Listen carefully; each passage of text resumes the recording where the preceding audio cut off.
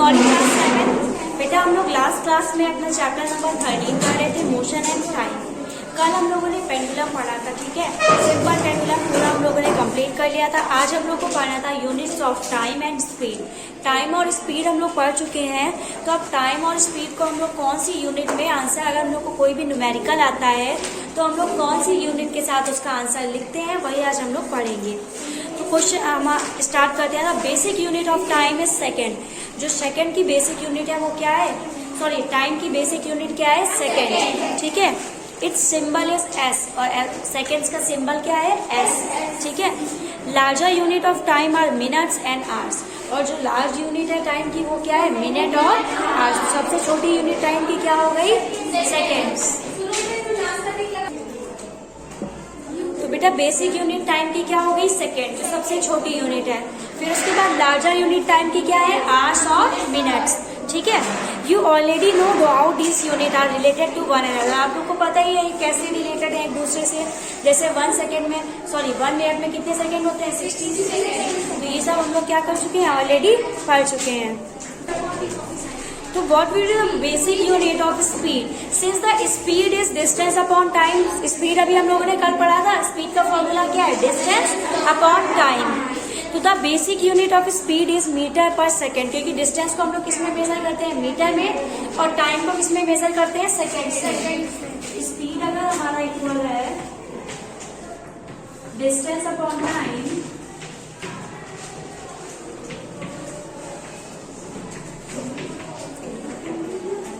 Distance को हम लोग किसमें करते हैं, मीटर्स में करते हैं, और टाइम को अभी हम लोग ने पढ़ा सेकेंड में। तो स्पीड की यूनिट क्या आ गई, मीटर पर सेकेंड, ठीक है। तो स्पीड की अगर कोई यूनिट पूछेगा तो आप लोग क्या बताएंगे, metre per second. Of course, it could be expressed in other words such as metre per minute और किलोमीटर पर आवर।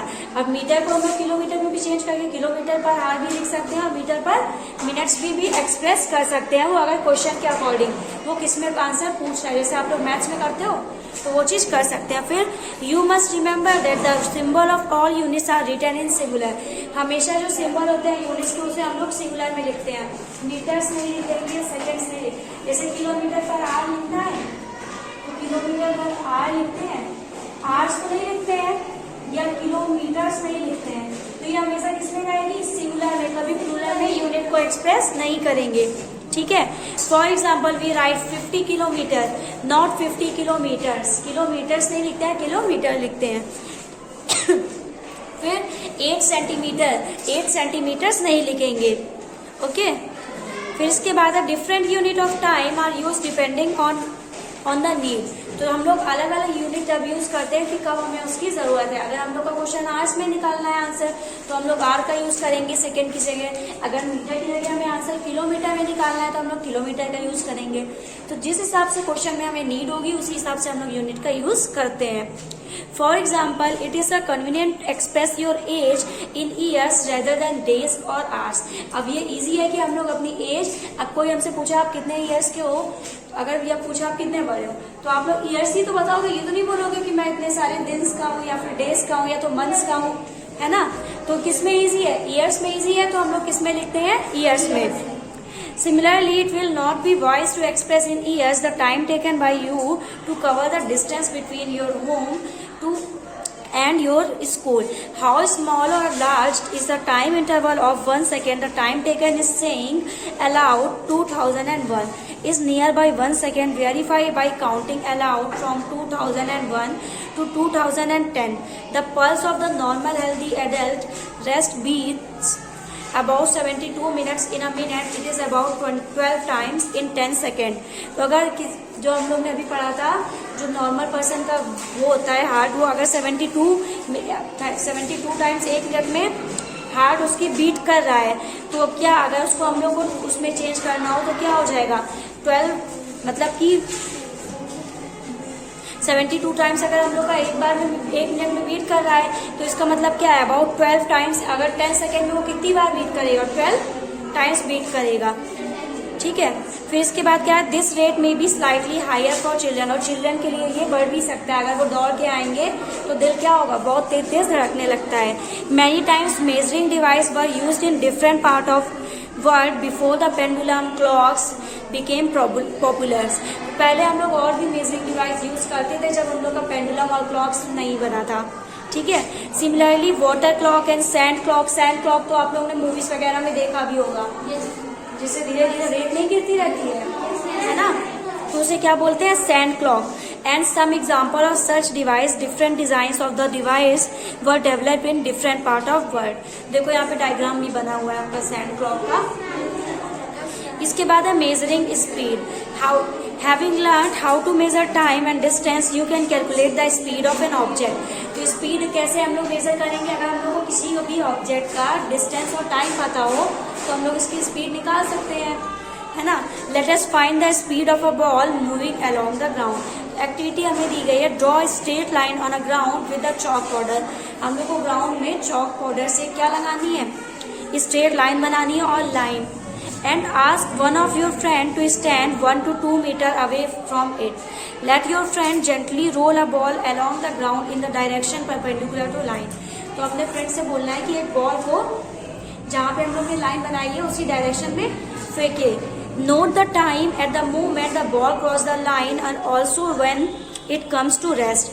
तो हम लोग क्या नोट करेंगे कि कब वो स्टार्ट हुई और कितना उसने डिस्टेंस ट्रेवल किया और कितने टाइम में किया। तो अगर जैसे हमने यहाँ से बॉल फेंकी तो यहाँ से वहां तक अगर हमने चॉक पाउडर डाला है तो हम लोग को पता होगा कितने डिस्टेंस में डाला है, तो वो उसका बॉल का क्या आ जाएगा, डिस्टेंस आ जाएगा। और अगर हम लोग स्टॉप वॉच से टाइम भी कैलकुलेट कर लेंगे तो हम लोग स्पीड निकाल सकते हैं उसकी।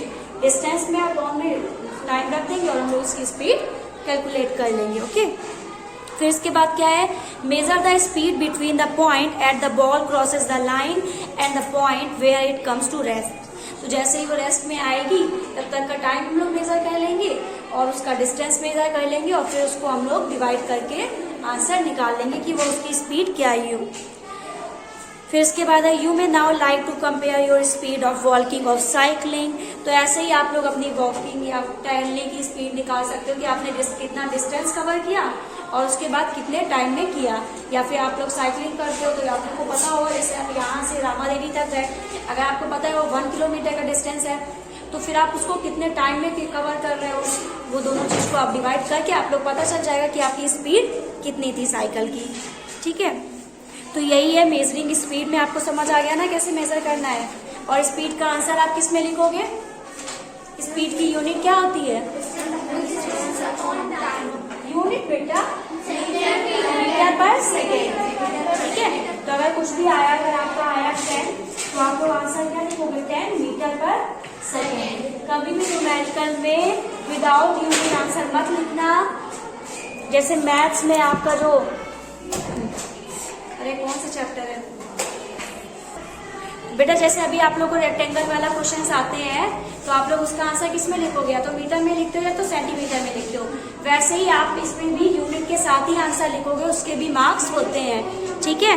तो कोई भी विदाउट यूनिट आंसर नहीं लिखेगा अगर आपके पेपर में न्यूमेरिकल आता है। और इस चैप्टर में बहुत सारे न्यूमेरिकल हैं, एक्सरसाइज में देखिए तो आपको न्यूमेरिकल आएंगे ही आएंगे, कम से कम एक न्यूमेरिकल तो आपका आना ही है इस चैप्टर से, इसलिए न्यूमेरिकल्स तैयार कर लीजिएगा, बहुत इजी है, ओके।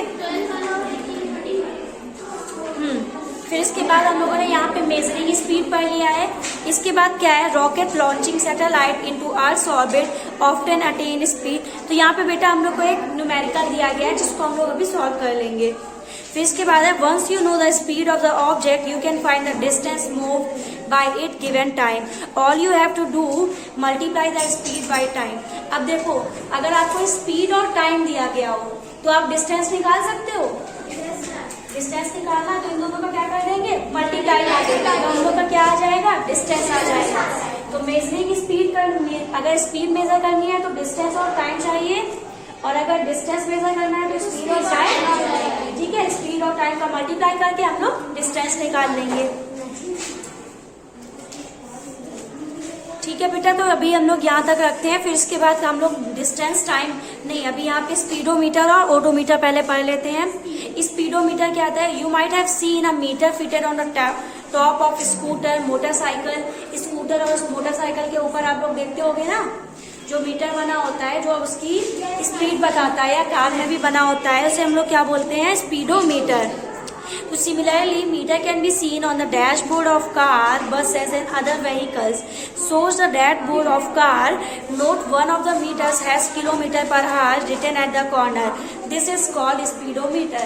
जो किसी भी ऑब्जेक्ट की या हम लोग के व्हीकल्स की स्पीड बताते हैं ऑब्जेक्ट, उनको हम लोग क्या बोलते हैं? स्पीडोमीटर. फिर it record the speed directly in kilometre per our. ये किस में स्पीड बताता है हमें? किलोमीटर पर आवर में.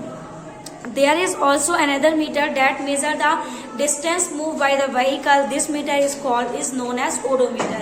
और जो डिस्टेंस मेजर करता है वो कौन बताता है हमें? ओडोमीटर. तो दो आ गए. जो स्पीड बताएगा वो हो जाएगा स्पीडोमीटर, और जो डिस्टेंस बताएगा वो हो जाएगा हमारा ओडोमीटर. ठीक है. इसके बाद है बेटा डिस्टेंस टाइम ग्राफ, जिसे हम लोग नेक्स्ट क्लास में कंटिन्यू करेंगे.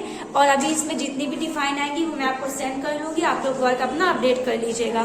और जिसका भी इतना वर्क कंप्लीट हो गया है वो बच्चे आके प्लीज कॉपी चेक करा लें और 9 से 11 बजे के बीच में ही आए. Okay, thank you class.